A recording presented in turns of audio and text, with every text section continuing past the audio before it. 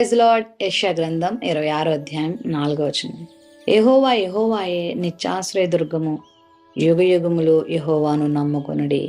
కొంతమందిని కొద్ది కాలమే నమ్మి వదిలేయాలి.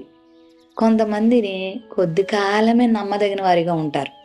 కానీ మనము నమ్మినటువంటి మన దేవుడైన యెహోవా యుగ యుగములకు దేవుడైనాడు.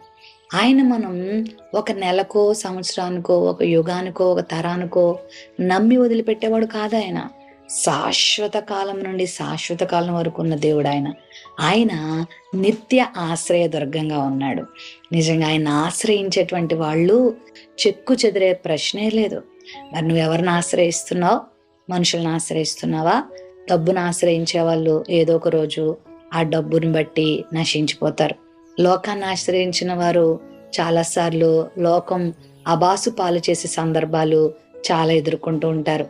మనుషుల్ని, వారికున్న ధనాన్ని, వారికున్న అందాన్ని నమ్ముకున్న వాళ్ళు, ఆ రీతిగా నశించిపోయిన వాళ్ళు చాలా మంది ఉన్నారు.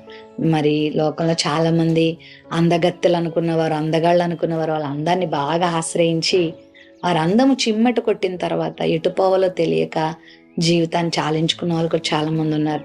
డబ్బే శాశ్వతం, పదవే శాశ్వతం, అధికారమే శాశ్వతం అనుకున్న వాళ్ళు కూడా వాటిని కోల్పోయి విగత జీవులుగా మారిపోయిన వాళ్ళు కూడా చాలా మంది ఉన్నారు.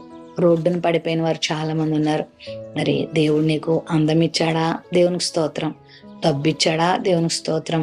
మనుషుల్ని ఇచ్చాడా? దేవునికి స్తోత్రం. అవే శాశ్వతం అని అనుకోవద్దు. అవి ఇచ్చిన దేవుడు శాశ్వతం అని నమ్ము. ఆయనను ఆశ్రయించు, ఆయన వాక్యమును ఆశ్రయించు.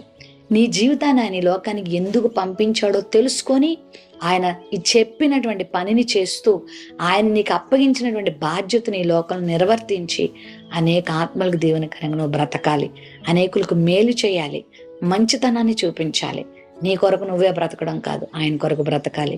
ఆయన ఆశ్రయించు. ఆయన నిన్నెప్పటికీ చేయవిడవాడు. ఆయన మాట వినిన వారిని, ఆయన కొరకు జీవించిన వారిని, ఆయన పని చేసిన వారిని, ఆయన చిత్తాన్ని చేసిన వారిని ఆయన ఎప్పుడు విడిచిపెట్టలేదు, విడిచిపెట్టాడు కూడా. నిన్ను కూడా ఆయన విడిచిపెట్టాడు. నాకెవరు లేరన్ను ఏం బాధపడద్దు. మనుషులు మోసం చేశారా? డబ్బును నమ్ముకున్నది మోసం చేసిందా? బంధువులు మోసం చేశారా? విడిచిపెట్టి వెళ్ళిపోయారా? లోకస్తులు మోసం చేశారా? నువ్వు నమ్ముకునే యెహోవా నిన్ను మోసం చేయవాడు కాదు. ఆయన నీకు సహాయం చేసేవాడే. కొన్నిసార్లు నువ్వు ఆయన వదిలిపెట్టినా ఆయన మాత్రం నిన్ను విడిచిపెట్టట్లేదని గుర్తుపెట్టుకో. ఆయన నిన్ను వెంబడిస్తూనే ఉన్నాడు. ఆయన నిన్ను కోరుకుంటూనే ఉన్నాడు. ఆయన నీ వెంట వస్తూనే ఉన్నాడు. ఒకసారి ఆయన వైపు చూడు. ఇప్పటికైనా మించిపోయింది లేదు. ఆయన ఆశ్రయిస్తావా? సమాధానాన్ని పొందుకుంటావు, ఆనందాన్ని పొందుకుంటావు, గొప్ప రక్షణ ఆనందాన్ని పొందుకుంటావు, నిత్య జీవాన్ని పొందుకుంటావు. ప్రేమ నమ్మకం కలిగిన మా తండ్రి, నువ్వు ఆశ్రయదుర్గంగా ఉన్నావు. యుగ యుగములు మేము నిన్ను నమ్ముకోవాల్సిన వారమే ఉన్నాం. నిన్ను నమ్మి నీ ఆశీర్వాదాన్ని పొందే కృప దయచేయమని యేసు నామములో ప్రార్థిస్తున్నాం తండ్రి. ఆమేన్.